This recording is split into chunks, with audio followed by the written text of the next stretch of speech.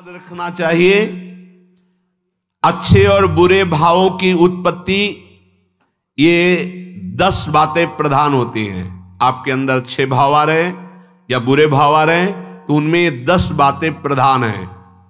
पहला, स्थान। आप कहां बैठे हैं, कहां रह रहे हैं, किस जगह खड़े हैं, आपको स्थान देख करके ही बर्ताव में उतरना है। जैसे मदिरालय है, आप वहां खड़े होंगे तो तमोगुण अपने आप बढ़ने लगेगा, आसुरी प्रवृत्ति बढ़ने लगेगी। ऐसे ऐसे जिस स्थान पर खड़े होने से, देखने से, बात करने से हमारी वृत्ति बिगड़ रही, उस स्थान का तत्काल त्याग कर देना चाहिए, वहां से हट जाना चाहिए। पहला है स्थान। जैसे सत्संग, यमुना जी का एकांतिक पावन तट, किसी लता के नीचे, किसी संत भगवान के सानिध्य में, अब हमारा ये स्थान भजन वृत्ति बढ़ाएगा। उस व्यक्ति का घर जिसके पास जाने से वासनाएं बढ़ रही, उस स्थान में जहां दृश्य देखने से हमारे अंदर गंदी बातें आ रही, पहला है स्थान। दूसरा है अन्न। बहुत बड़ा प्रभाव अन्न का होता है। अगर अधर्म के द्वारा कमाया हुआ अन्न है तो बुद्धि अधर्म में ही लगेगी। यदि भोजन पकाते समय, रसोई रांधते समय आप विकारात्मक चिंतन कर रहे हैं तो कोई भी प्रसाद पाए उसके अंदर विकार जागृत हो जाएगा। अन्न का बहुत बड़ा प्रभाव पड़ता है। एक बार पूज्य पाद उड़िया बाबा जी महाराज अपने परिकर के साथ भ्रमण में थे तो किसी बड़े धनी मानी ने निमंत्रण दिया, महाराज आज यहीं रुको। तो बाबा ने कहा हम लोग गांव के अंदर नहीं रुकते, तो बाहर कोई वृक्षों का समुदाय, जंगल जैसा, तो उसमें वहां रुके, पर भोजन उनकी तरफ से, भोजन सबने पाया। जब सुबह हुआ तो महात्मा जन, साधक जन एक दूसरे की तरफ देखे और बोले आज तो हमको बड़ा दोष हुआ, गंदा स्वप्न आया और हमारा संयम बिगड़ गया। बोले ये तो हमको भी हुआ, जितने थे सबको हुआ। उड़िया बाबा के समीप गए, बाबा ने कहा अच्छा ऐसा हुआ, ये तो अन्न दोष है, बुलाओ सन्न पवाने वाले को, फिर चलेंगे।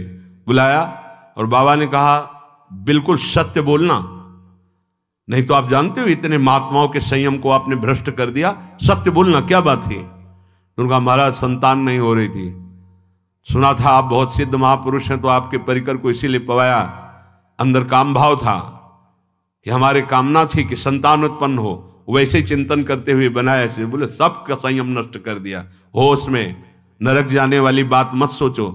अरे संतों को पवाओ जैसे अपने पुत्र को पवाते हैं, ऐसी भावना करनी चाहिए। आज हो भाग्य तो परिणाम खुद मंगल में निकलेगा। काम भाव से युक्त होकर क्यों बनाया? सब संतों के अंदर विकार पैदा कर दिया। अन्न का प्रभाव पड़ता है, हम जैसा अन्न पाते हैं वैसा। कई बार सुनाया है, सिद्ध महापुरुष पूज्य प्रातः स्मरण श्री बलराम दास जी महाराज झाड़ू मंडल के, यमुना के पावन तट पर ही है, रास मंडल के पास ही, वो अपने एक लता के नीचे बैठे हुए भगवत चिंतन कर रहे थे।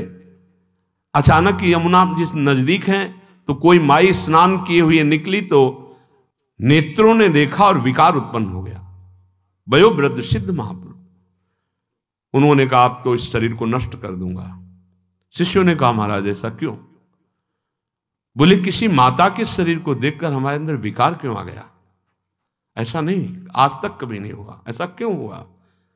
उनका महाराज आपस में सब शिष्यों ने कि कुछ ना कुछ तो खान पान में गड़बड़ी हो गई तभी ऐसा हुआ।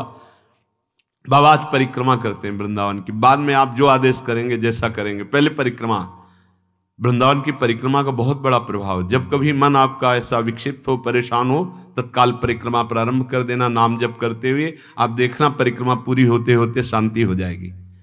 बाबा ने खूब नाम कीर्तन करते हुए शिष्यों के साथ परिक्रमा दी, मन का विकार शांत हो गया। उनका ऐसा कैसे हो सकता है कि हमारे अंदर विकार आ गया? ये बड़ी सूक्ष्मता का विषय है।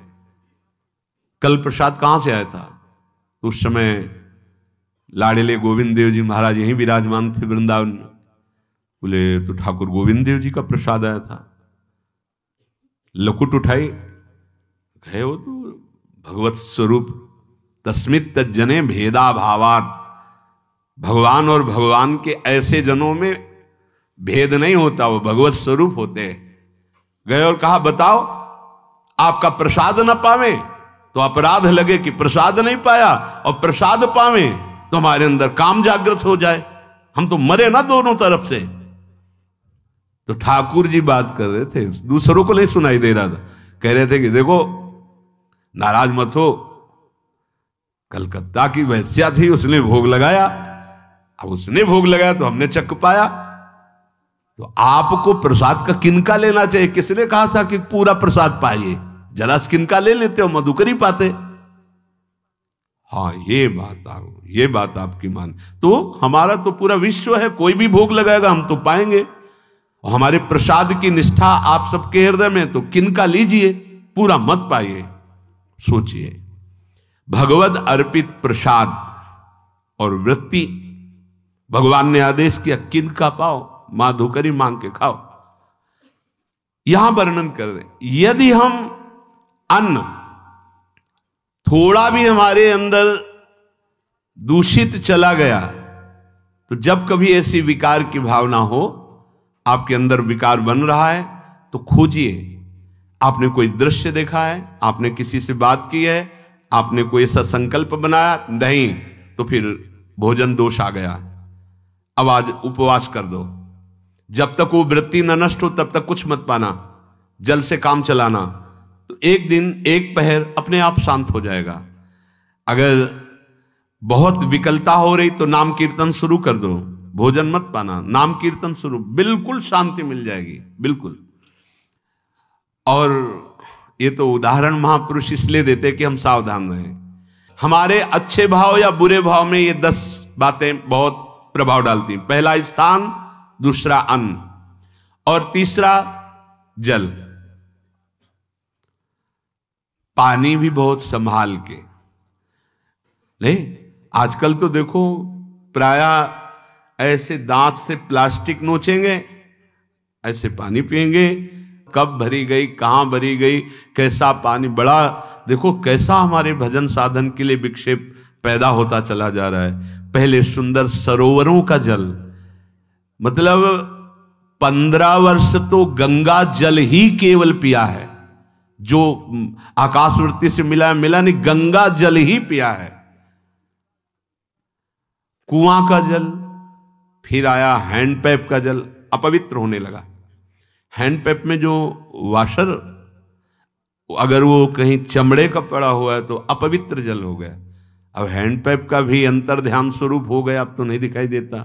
अब रह गया है मोटर से निकले और फिल्टर में जाए, वो मशीन जो फिल्टर करती पानी को, आरओ, उससे। अब वो जिनके पास है तो है, नहीं तो परिक्रमा लगाया हो, आपको पानी पीने को नहीं मिलेगा। देखो कैसा समय आ गया। भोजन, पहले कोई दगाबाजी भोजन में तो नहीं करता था। गांव में जब जिसके यहां दूध बेचा जाता था ना, उसको बहुत लघु दृष्टि से देखा है, गाय माए एक बराबर होती है, ये दूध बेचता है। 10-5 किलो मठा तो आप ऐसे मांग के ले सकते थे, अगर अड़ोस पड़ोस में वो मठा मिल जाएगा। जब कोई उत्सव होता, फ्री दूध 100, 200, 500 किलो पूरे गांव के सब दे देते, कोई ऐसे बेचता था। अब दूध नहीं, जब बूढ़े लोग बैठते थे कहते थे पानी बिकेगा आगे चल के। आज पानी बिक रहा है, नहीं बिक रहा, पानी बिक रहा है। हमें लगता है सबको ही पैसे से ही पानी है, वो बोतलें नीली नीली नहीं, इतनी बड़ी बड़ी बिकती, उन्हीं से पानी पिया जा रहा है। आगे और समय जल का प्रभाव पड़ता है। जैसे हम गंगा जल पीते थे, सही कहते हैं, कई दिन जब भोजन नहीं मिलता तो पूरी पौष्टिकता गंगा जल से मिलती थी। गंगा माता के जल से ऐसा लगता था मानो हम परम पावन अमृत पान कर रहे हैं, सारी पौष्टिकता मिलती थी।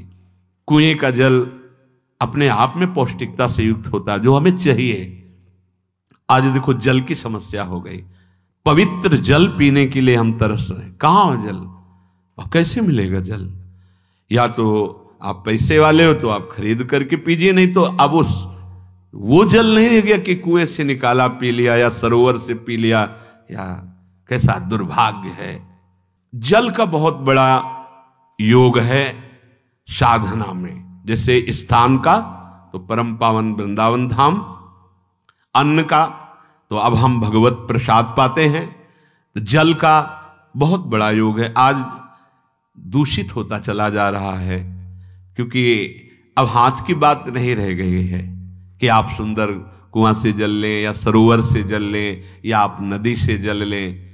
हाँ, स्वामी जी के लिए लिखा हुआ है कि रोज यमुना स्नान और रोज यमुना जल ही पान। हमारे वृंदावन के समस्त भगवत स्वरूपों का स्नान यमुना जल से ही होता था, हो रहा है और होता ही रहेगा। बिहारी जी के लिए आज भी कलश में भरकर यमुना जल ही जाता है।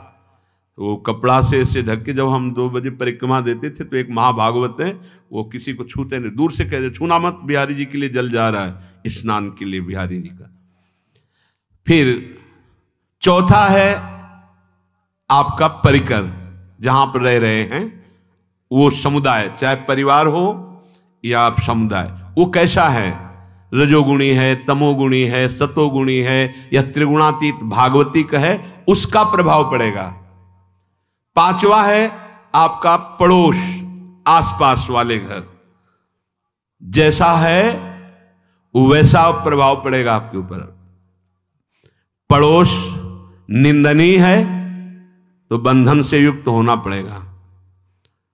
लंका के पड़ोस में रहने के कारण अगाध महिमा वाले समुद्र को बांध दिया गया, रघुनाथ जी ने पुल बांधा और दंड देने के लिए तैयार हो गए थे सरकार, अग्निबाण संधान कर लिया था, पड़ोस के कारण ही तो ना, पड़ोसी रावण था, इसीलिए आस पड़ोस का बड़ा प्रभाव पड़ता है। फिर अगला है दृश्य, इस पे बहुत सावधानी की जरूरत है। ये मोबाइल भगवान चल गए हैं, बहुत विस्तार से चल गए हैं, अब कोई छोटा मोबाइल रखना नहीं चाहता, सब वो स्क्रीन वाला रखना चाहते, टच मोबाइल।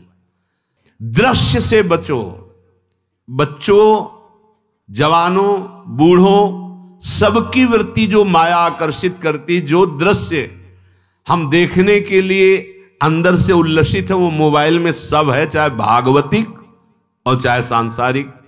तो भाई देख लो, गुण दोष